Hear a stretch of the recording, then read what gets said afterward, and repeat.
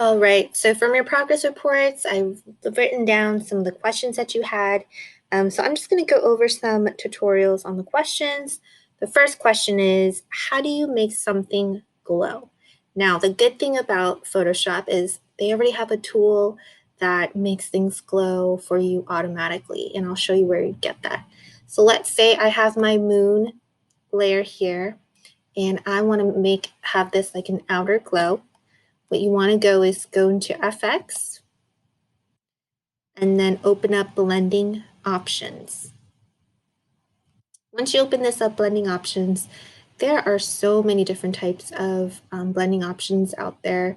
There's inner shadow, inner glow, overlay, but there's one over here, it's called outer glow. And if you just check that off, you'll notice that it already created a outer glow. And you can also change the blending mode. So let's say you just want to try a different type of moon. You can go down here and you can look at all of these other blending modes, and you can change it to whatever you feel fit.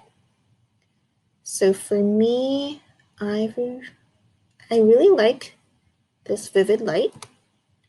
I like the outer glow. Let's see what happens with inner glow. Inner glow, it looks nice too. You can make it a little bit messing with the opacity, the noise.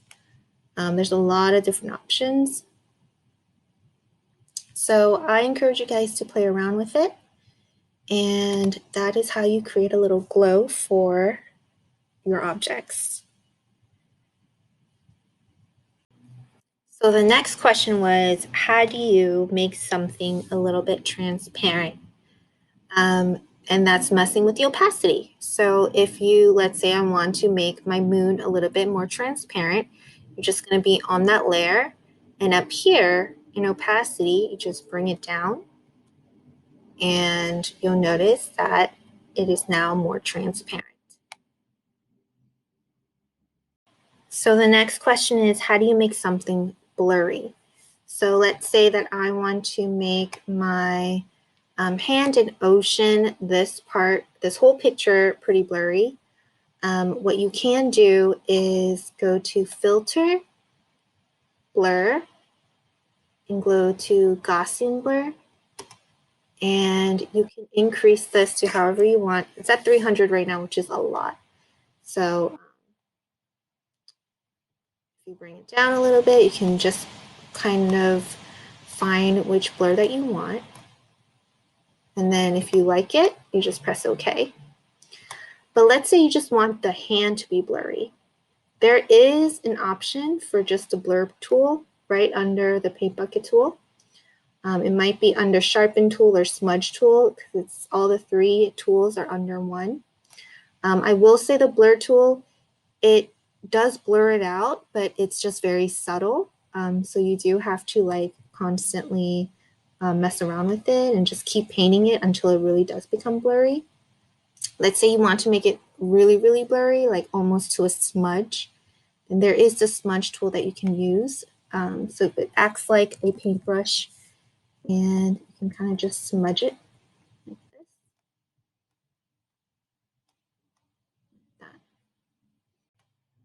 Next question is, how do you make my whole photo black and white?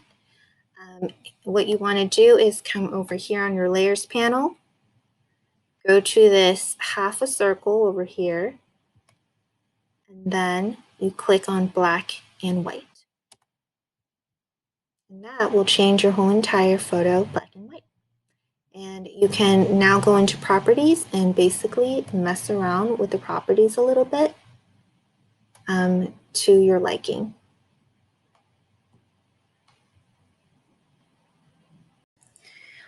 Now I want to show you how to color correct in Photoshop. Now the easiest way that I color correct in Photoshop is very, very simple. Let's go to our layer of our photo. You want to come over here and go to curves. And you want to hit this second eyedropper tool. This is the gray eyedropper tool. And basically, you want to hit somewhere around your photo that is the color gray. Now, Photoshop will understand that this color is gray or a color most closest to gray, and it will neutralize your whole entire photo. So I do have a little bit of gray here on the street. I'm just going to hit that, and you can already tell it has color corrected my photo. So here's your before and after. So now what I'm going to teach you is how to color tone in Photoshop. Color toning in Photoshop just means that you have more control over how the color, how the overlay of the color will look like for your final. So let's say you want to have a little bit more of a reddish or greenish tone for your movie poster. You can change it by messing with the highlights and shadows and changing the colors for that. So let me just show you guys how to do that. So here's my image. I'm going to go to Layer, New Fill Layer, and Solid Color. So Layer, New Fill Layer, Solid Color. Once this comes up, you just press OK. And this part, it really doesn't matter what color you choose. Just pick whatever color that you want, because you can always change this color at any time. Once you press OK, I want to show you what the color tone does first. So if you go under blending options over normal, you go to a soft light, you'll notice this is what it does. It puts a bluish layer or purplish layer over my image. So that's what it does. So I'm going to change it back to normal really quick. And then I am going to go into FX, blending options. So what I want to do is I want to separate my highlights and my shadows, so I'll be able to manipulate the color that I want for my highlights and the color that I want for my shadows. In order to do that, you have to come into blending options and go under underlying layer over here. What you want to do is click Alt and drag from right to left. So click Alt on your keyboard, drag from right to left, and you'll notice that part of my image starts to show up. And this will be my shadows. So if I go from right to left, you'll notice I split that little icon over, and from right to left, I am just messing with the shadows, and I'm going to press OK. I'm going to hide this really quick, and I'm going to make another one for my highlights. So Layer, New Fill Layer, Solid Color. So we're going to just do this one more time for highlights. Press OK. Pick any color that you want. Press OK. We're going to go back to blending options. So under FX, blending options, we're going to do the same thing, but instead of going right to left, we're going to press Alt and go left to right. And what this does is it just highlights the highlights for you. And then I'm going to press OK. So what you want to do now is bring out the eyeballs for both and change both of these blending options to soft light. So I'm going to change that. I'm going to go over here, move this over to soft light. And now you'll notice that I have two of these colors as my highlights and shadows. And if you click on this thumbnail, you'll be able to now pick whatever color that you want for your highlight and for your shadows. So let's say I want a little bit more of a pink for my highlights. And I want to click on this thumbnail for my shadows and go for a darker blue.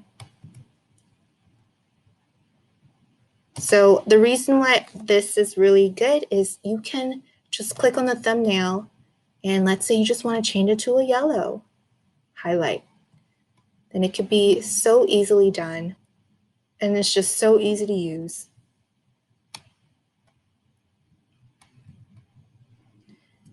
And you'll be able to just be more free with whatever color that you want for your overall tone. And once you like the color that you want, you just want to file, save as, first name, last name, underscore, movie poster. So the next tutorial is how to make a kind of like a reflection. Let's say you have some kind of mirror or like glass. How do you make like a simple reflection to show that it is glass? So I'm just going to use it on this one. And what I'm going to do first is I'm going to create a new layer. So I'm going to do is I'm going to grab this brush tool.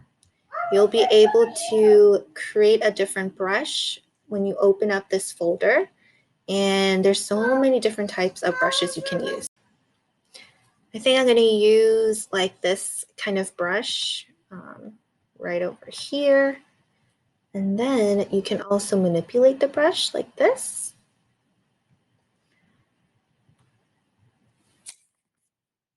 I'm just going to exit out. So here's my brush.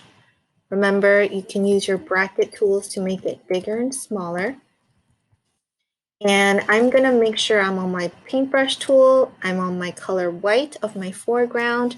I'm on a new layer, and I'm going to start just creating a small little reflection like that.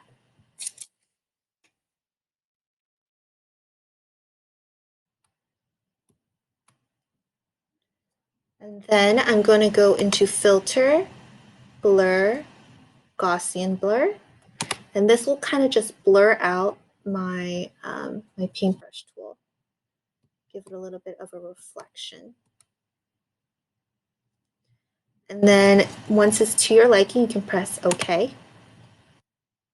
You can always create a new layer and do another one. Maybe you want to make like a smaller one a little bit more distinctive.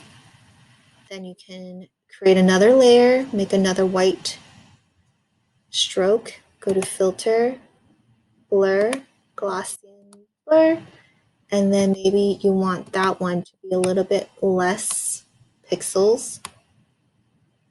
And then you can press OK. And then you want to make another layer, change the foreground to black, and this is when you can kind of just have a little bit more of a darker tone. And you can put it on, for me, I think I want to put it on the bottom over here.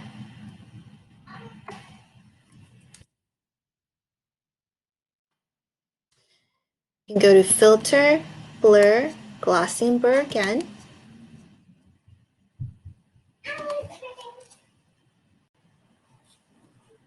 And then move it to your liking. Press OK. And you can actually change the black one to an overlay. And it will just slightly tint that area. So this is something, these are tools that you can work around with just to create some like reflection and dark areas for reflection.